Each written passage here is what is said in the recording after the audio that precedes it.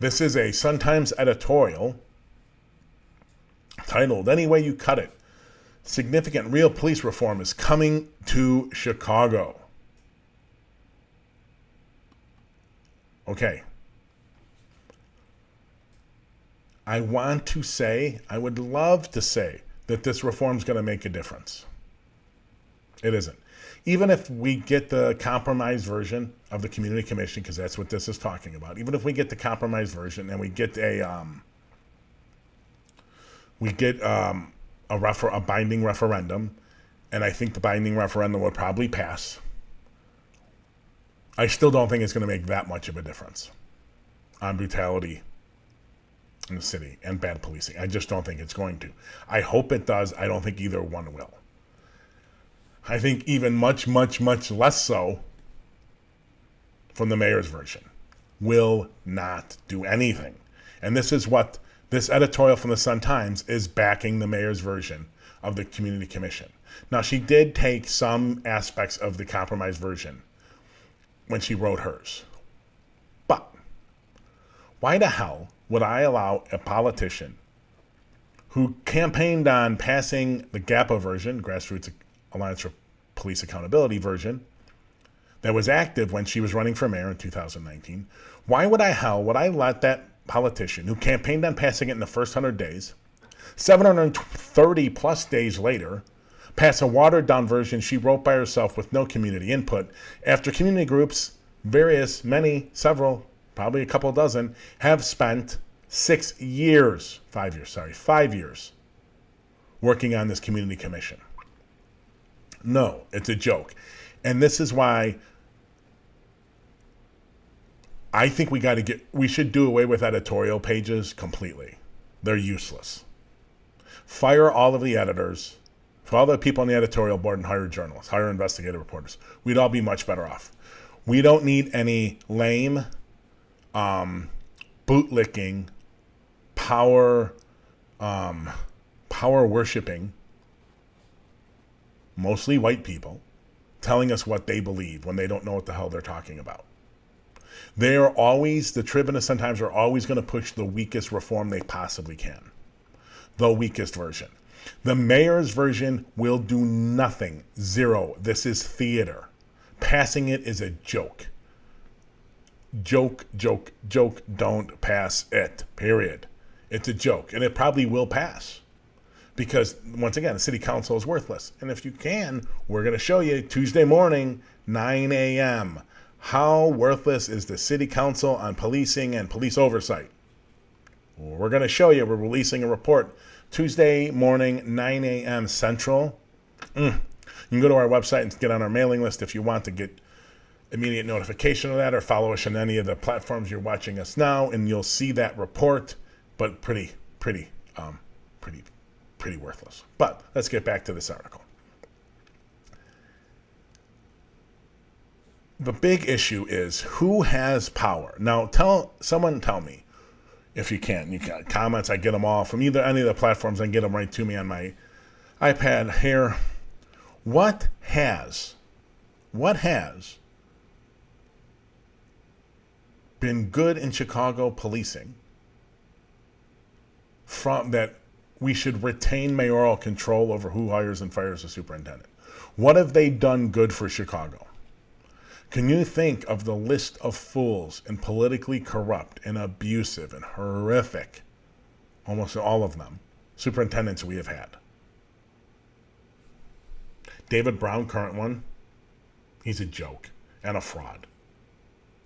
I'm not going to back the guy from LA, wasn't here very long. Eddie Johnson, he burned down in flames and should have never had the job. Superintendent McCarthy, he had a horrible history in New York. He should have never been in Chicago. His policies to transform the police department into New York failed miserably. That's why Beck undid them immediately, and Eddie Johnson undid them more. Eddie Johnson undid them more, then Beck undid them more, and Brown undid them more. Right? You can go on the line. I guess the least probably corrupt was the FBI guy, Jody Weiss. I don't know if he was a good superintendent, but he's probably least corrupt. Phil Klein, horrific, should have never been police superintendent. So you look at just even the recent past. What of that crew makes you say, oh yeah, you know what, the mayor you pick well, you should have control over it? I don't see that. I don't see it at all. Zero.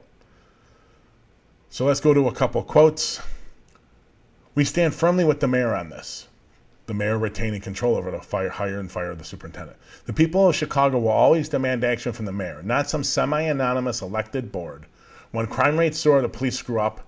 Strip any mayor of that most basic power, the authority to hire and fire the superintendent, and watch accountability fly out the window. Chicago, tell me where accountability has been good in Chicago. Anyone, tell me. It's been 120 years. You have some time. Tell me where it's been good. Tell me where it's been good. How the hell does the Sun-Times say this? Watch accountability go out the window. What accountability? Where? Where has it been good? Right? Where has it been good? Laquan McDonald. SOS unit going bad. Joseph Majanowski. Austin 10. I'm missing some. I'm sure they're not all rushing to my head, not to mention 20 years of Burge. But you can go unit to unit, year after year after year after year, and find the corruption and scandals and robbery and brutality and murder. Where's the accountability been good? How much worse could the accountability be? By an elected board. And by the way, Sun-Times editorial board, the mayor is elected. And the only reason the people on whatever board, this commission that's going to be elected, the only reason they're anonymous is because of you. Your paper sucks. Your reporting on crime and violence sucks. That's your fault if they're anonymous. The fact that people in Chicago don't know who are on the police board, that's your fault. The people in Chicago, your readers don't know who's running COPA, that's your fault. You suck. The people don't know who's in the Deputy Public Safety Inspector General's office, that's your fault. You suck. You're in charge of keeping those people accountable. You're in charge of making the public know who those people are. You're in charge for your readers. If you can't do it, you suck. Get out of the business. The editorial board obviously thinks their reporters and their staff can't hack it on keeping anyone accountable. So the only one we're ever going to cover is the mayor. I mean, I bet you half the people in Chicago have no idea who the goddamn alderman is. Is it their fault or is it your fault, media? Is it your fault sometimes? They're semi-anonymous. Bullshit. That is bullshit. They're anonymous because you don't do your work. Because it's easier to send reporters to homicide scenes. It's that body bag journalism. It's been that way for 40 years, 50 years in Chicago, and you just perpetuate it. The fact that they don't know who's on the police board and making a decision and going in every month and going in depth in every month about those decisions, it's your fault. You suck. You have the power to change that. You do not. You just keep licking the boots of power. Mayor Lightfoot's elected. The board's elected. What is the difference on accountability? If the people don't like the superintendent job or they don't like the people who put that superintendent in, they can vote the board out just like they can vote the mayor out. That's a bullshit argument. I don't know if there are good or bad arguments against the commission. I am generally in favor of it. I was never in favor of the CPAC's version, the Citizen Police Accountability Council. I was in favor of GAPA's version. I am in favor generally of the compromise version. This is not an argument against it. This is weak, shitty, licking the boots of power crap. And this is what our papers do, especially our editorial pages. Don't blame us for our coverage. We suck, and we can't possibly do the work so you know people that are on the boards and making all the decisions. We can only cover the mayor because we can just stick Fran Spielman, who's horrific. How anyone in Chicago thinks she's good, it's mind-blowing. She's horrific. We just stick her in City Hall, and she can write 3 articles a day, and we're all set. Ugh, angers. Okay, one more quote. What's more significant to our thinking is the degree to which the mayor's plan incorporates other elements of proposals by reform advocates. The police department still would be placed under stronger, though not ultimate, civilian oversight. Civilian oversight sucks in Chicago. COPA, Citizen Office of Police Accountability, I helped write the ordinance to create it. It sucks.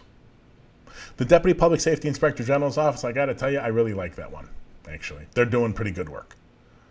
Don't like Joe Ferguson much, but I like the office. IPRA sucked. The Office of Professional Standards, which was inside the department, sucked. The police board, for the most part, sucks. Adding more civilian review to a system that sucks and has routinely sucked, it doesn't mean the people running these institutions haven't worked their butt off and been hard. They've been massively understaffed and massively under-resourced. Politicians, put more money in. Stop paying for the cranes and the TIFs and put it towards police accountability. No, no, no, no. So this is the Sun-Times licking the boots of power, and there's nothing else should be expected. That's why we need to get rid of editorial boards.